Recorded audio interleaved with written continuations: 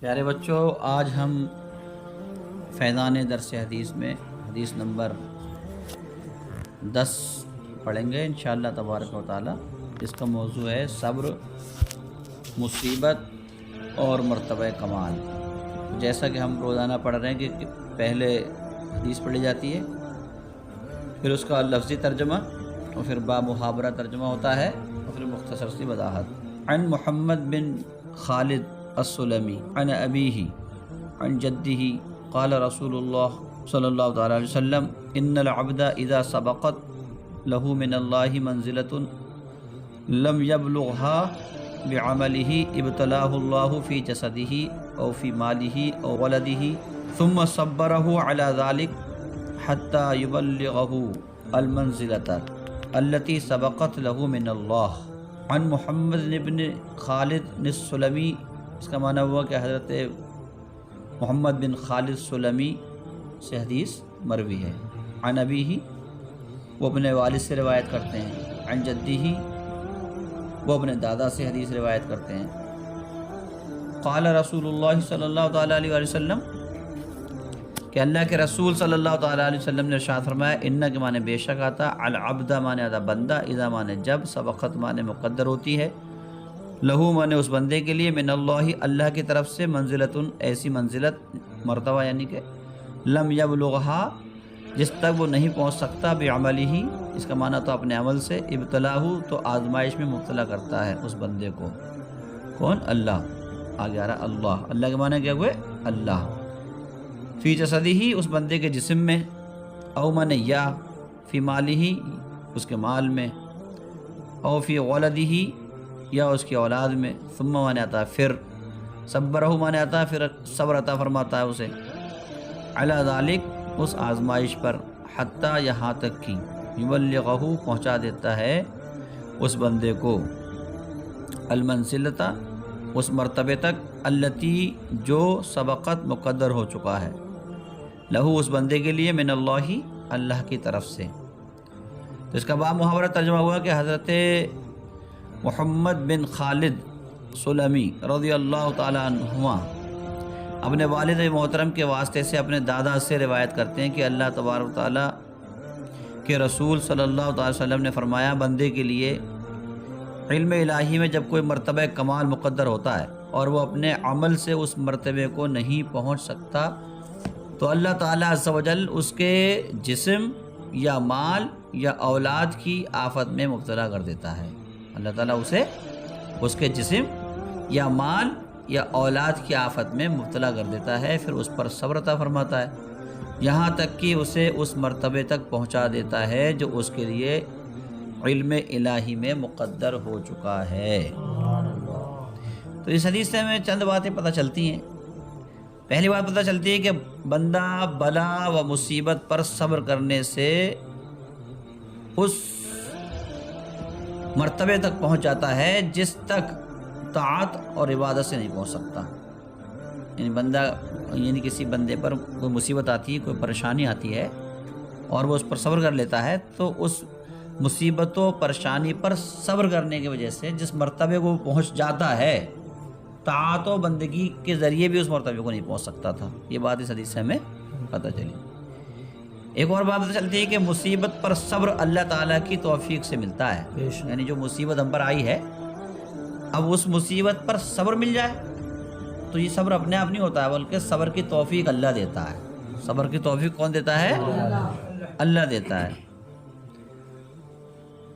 کہ اپنی ہمت و جرت سے، اور صبر اللہ تعالیٰ کی بہت بڑی نعمت ہے۔ یعنی ایسا نہیں ہو سکتا کہ بندہ اپنے آپ جو ہے وہ صبر کر لے، بلکہ صبر کی توفیق کون دیتا ہے؟ اللہ دیتا ہے۔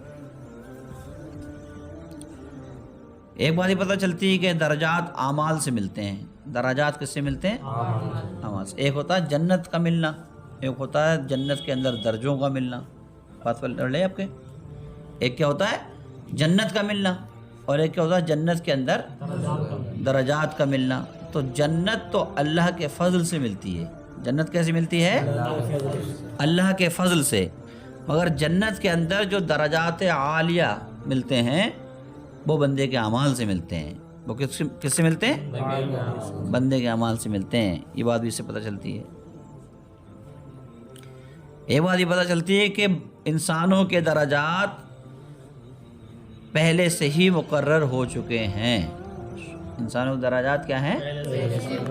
یعنی کہ جو اللہ کی تقدیر میں جو اللہ نے مقدر کر دیا جس بندے کے لیے، اللہ کے یہاں کہ اس کا بہت بڑا درجہ ہے، مگر وہ اپنے اعمال کے ذریعے سے وہاں تک نہیں پہنچ پا رہا ہے. اس حدیث سے پتہ چل رہا ہے. تو اللہ تبارک و تعالیٰ اس کے مال میں، اس کے جسم میں، اس کی اولاد میں آفت پیدا کر دیتا ہے، مصیبت کر دیتا ہے. بات سمجھ رہے ہیں آپ؟ پھر اس مصیبت اور آفت اور پریشانی پر اسے صبر دیتا ہے، پھر وہ اس پہ صبر کرتا ہے، تو اس مصیبت پر صبر کے ذریعے سے وہ اس وہاں تک پہنچاتا ہے جو اللہ کے یہاں اس کا مقام و مرتبہ مقدر ہے. بات سمجھ رہے ہیں آپ؟ ہاں، اللہ کے نزدیک کہ جہاں اسے جنت میں جس درجے میں رہنا ہے. تو اس حدیث سے کیا پتہ چل رہا ہے کہ درجے بھی انسانوں کے درجات جنت میں پہلے سے مقرر کیے جا چکے ہیں، جس کا ظہور جو ہے وہ قیامت کے دن ہوگا. جس کا ظہور کس دن ہوگا؟ ایسے ہی اسی طریقے کا ایک واقعہ جو ہے، جو علامہ رومی رحمۃ اللہ تعالیٰ نے اپنی کتاب مثنوی شریف لکھی ہے، اس میں ایک واقعہ ملتا ہے. سنیں گے آپ؟ کہ ایک عورت تھی، اس کے 20 بیٹے تھے. کتنے بیٹے تھے؟ قضاء الہی سے ہر سال اس کا ایک بیٹا جوانی کو فوت ہونا شروع ہوا. جو بھی جوانی کو پہنچتا وہ فوت ہو جاتا. یوں 20 بیٹوں کا انتقال ہو گیا. 20 بیٹوں کا انتقال ہو گیا، مگر وہ عورت صابرہ رہی. کیسے رہی؟ اس نے اس پر ہائے وابیلا نہیں کرا، اللہ پر اعتراضات نہیں کیے، شکوہ و شکایت نہیں کی. بات سمجھ رہے ہیں آپ؟ نوحہ نہیں کیا، صابرہ رہی اس پر. تو ایک رات خواب میں اس عورت نے خود کو نہایت ہی حسین باغ میں دیکھا. نہایت ہی حسین باغ میں دیکھا، جس میں بے شمار محلات تھے. ہر ایک محل پر اس کے مالک کا نام درج تھا. ایک نہایت ہی نفیس محل پر اپنا نام دیکھ کر اندر داخل ہوئی تو اپنے 20 بیٹوں کو وہاں عیش و آرام میں پایا. ماں کو دیکھ کر ایک بیٹا بولا، ماں ہم اپنے رب کے پاس نہایت ہی آرام سے ہیں. پکارنے والے نے پکارا کہ اے مومنہ، تیرا مقام یہ ہے، مگر تیرے اعمال تجھے یہاں تک نہیں پہنچا سکتے تھے. تیرے اعمال یہاں تک تجھے نہیں پہنچا سکتے تھے. اس لیے اسے یہ مصیبت دی گئی کہ 20 بیٹے جو بھی جوانی پہنچتا تھا ایک ایک کر کے سب انتقال کر گئے. مگر ان 20 بیٹوں کے انتقال پر جو قضاء الہی سے انتقال کر گئے، اللہ کی مشیت اور مرضی، ان پر موت طاری ہو گئی. اللہ نے اس سے اس کے 20 بیٹے لے لیے، مگر وہ اس پر جو ہے اس نے اللہ پر اعتراض نہیں کیا، شکوہ و شکایت نہیں کیا. بات سمجھ رہے ہیں آپ؟ اور ہائے وابیلا نے کیا، شکایت کی زبان کو لمبا نہیں کیا، صبر کیا. کیا کیا؟